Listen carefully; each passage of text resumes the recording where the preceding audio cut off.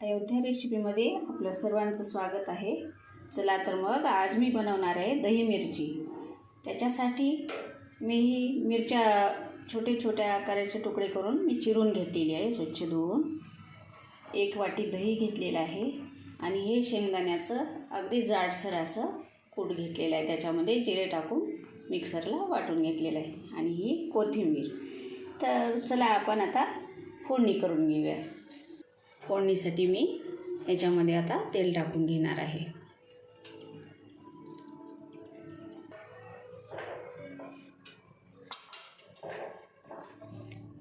तेल गरम झालेलं आहे, आता त्याच्यामध्ये मी मोहरी टाकून घेणार आहे। मोहरी चांगली फुलल्यानंतर आता आपल्याला त्याच्यामध्ये मिरच्या टाकून घ्यायच्या आहेत। जिरे टाकत आहे त्याच्यामध्ये।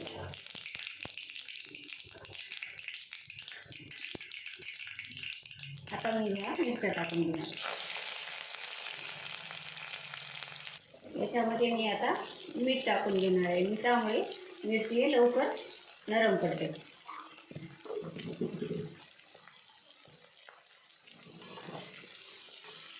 आता आपण याला 2 मिनिटासाठी झाकण ठेवून घेऊया। अगदी मध्यम आचेवर ठेवायचं आहे।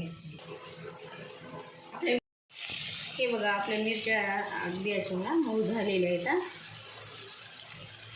आता त्याच्यामध्ये मी हे शेंगदाण्याचं कूट टाकून घेणार आहे। शेंगदाण्याचं कूट अगदी जाडसर आहे आणि भरपूर टाकून घ्यायचं आहे।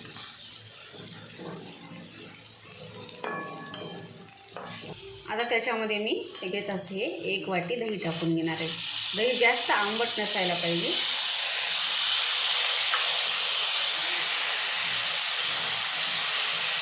दही टाकल्यानंतर सारखं हलवत राहायचं, नाहीतर दही फुटल्या जातं। अगदी चवीला छान व तोंडाला चव आणणारी अशी मिरचीची भाजी, दही मिरची आपली ही आता अगदी झटपट होणारी 10 मिनिटामध्ये छान अशी झालेली आहे।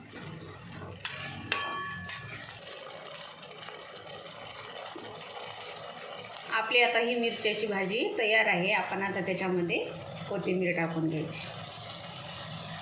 तुम्ही नक्कीच करून बघा, अगदी तोंडाला चव आणणारी अशी ही मिरच्याची भाजी आहे।